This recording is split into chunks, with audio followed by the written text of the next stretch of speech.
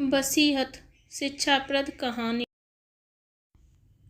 मत्स्य देश के राजा भोज एक बहुत ही न्यायप्रिय राजा थे। सूरवीर, अच्छा स्वभाव और दयालु होने के साथ साथ उनके बहुचर्चित होने का कारण यह भी था वह किसी भी जटिल समस्या का समाधान अपनी कुशाग्र बुद्धि से चुटकियों में निकाल लेते थे। उनकी काबिलियत को ध्यान में रखते हुए कई बार पड़ोसी राजा भी अपने जटिल मुकदमों को उनके पास निवारण के लिए लेकर आते थे। एक बार उनके ही राज्य के 3 भाई उनके दरबार में एक समस्या लेकर आए। राजा भोज ने उन्हें उनकी समस्या पूछी। तीनों भाइयों में से बड़े भाई ने अपनी समस्या का वर्णन करना शुरू किया। उसने कहा कि हमारे पिताजी कुछ ही दिनों पहले स्वर्गवासी हुए हैं और जाते जाते उन्होंने एक वसीयत बनाई है और वह वसीयत ही हमारी समस्या का कारण बन चुकी है। उसने आगे कहा कि पिताजी ने उनकी 19 घोड़ियों को हम तीनों भाइयों में बंटवारा किया है। वसीयत में उन्होंने लिखा है कि बड़े भाई को आधी घोड़ियां, मझले को चौथाई और सबसे छोटे को 5वां हिस्सा मिले।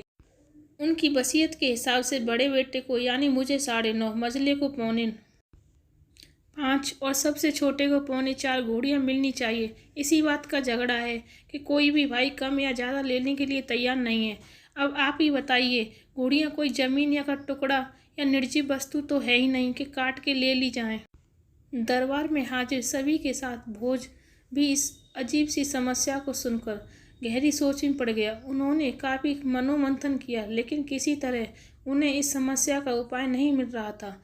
काफ़ी देर तक कोई भी निर्णय वो नहीं ले पाए। इसलिए आखिरकार उन्होंने सभी दरबारियों को संबोधित करते हुए कहा कि उन्हें एक दिन का समय दिया जाए।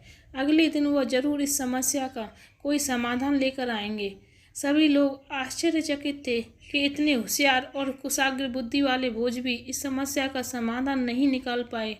सभी ये सोचने लगे कि अब शायद इस जटिल समस्या का समाधान कभी भी नहीं निकल पाएगा। अगले दिन फिर से जब दरबार लगा तो राजा ने कहा कि मैं कोई भी हल नहीं निकाल पाया, इसलिए एक घोड़ी मेरी तरफ से 19 घोड़ियों में देता हूँ, जिसे अब 20 घोड़ियाँ हों जाएंगी और तीनों भाई ठीक से उनका बंटवारा कर पाएंगे।